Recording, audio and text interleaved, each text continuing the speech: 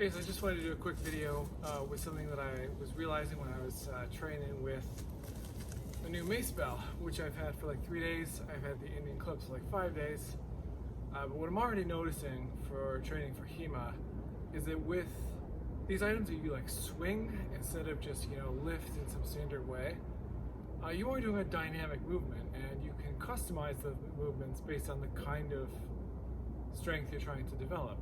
So for example, when we're doing, curls, there's, hammer curls, there's like reverse curls, regular curls, and there's some variation in there, but we won't do crazy things, we won't do like a curl and then like punch it out or whatever, or maybe some people do.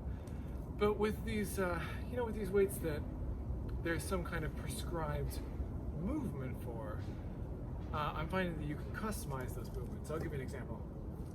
I was just doing a Mace bell workout, which after the 360s, which are these things, they wanted to do like shoveling motions.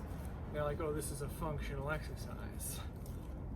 And then there was another one which the coach, I guess, was calling sword draws, which, back up a little bit here, so like you got like a katana, and then he was doing like a pivot rising, so with the thumbs pointing towards each other. But then I was thinking, as I was going to do this workout, well, I do, a bit of pull axe these days, and I actually have two movements that I do that are like these, but somewhat different. So instead of, digging with a shovel and bring it close to my body, I will do these, rising slashes, either with the beak of a halberd, with the hammer of a pole axe, or the beak of a pole axe for that matter. So why don't I do this with the Mace bell? And then instead of the sword draws, why don't I just practice sort of my rising true edge cuts with the pole axe the way that I do them. So then I just customize the movements of the workout to fit, the kind of movements I'm trying to get stronger at. So then the shovels became sort of rising cuts. The sword draws became sort of true edge rising cuts. And the same is true for the Indian clubs. So one of the things that I have trouble with long swords, and in fact with arming swords, meant to say this the other way around, is being really strong in the ox position, either because I'm throwing like a storsau, or because I'm just trying to be an ox and give credible threats from there. Obviously, you can need to drop quickly out of ox, or it'd be great to surprise your opponent and go quickly to ox. So this transition from arm low to arm high would be a really good thing to be strong in, especially being strong up here with the arm high, where you're kind of extended, and a lot of people I think feel weaker in this position. So what I was thinking is, with the Indian clubs, there's a lift which is kind of analogous to a kettlebell swing, where you sort of swing them up and back. And you can actually do like a quarter squat with each one.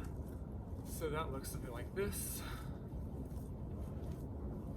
But I thought, instead of going straight up, why not go to my sort of hanger position and then back down to low? So then it could look something like this, which looks a little awkward because I'm taking some of the momentum out of the clubs as I'm lifting my fists instead of the clubs. But it's a way to train that sort of transition. Or indeed, I could just, do it this way, but then I might as well do it with the sword, I suppose. Although the weight distribution of this is quite different. Now, the last thing to say on this is, obviously I should, and if you're following this advice, you should talk to a physical trainer. A trainer, and just make sure that any custom workout you conceive of isn't going to put too much stress on small muscle fibers, things like that, cause long-term injuries. But work with your coaches. A lot of people in HEMA have coaches. A lot of those people have some background in kinesiology and physical training. I think this could be a good training tool. I'm going to keep working with it, see how it improves my HEMA. And I'll keep making updates like this.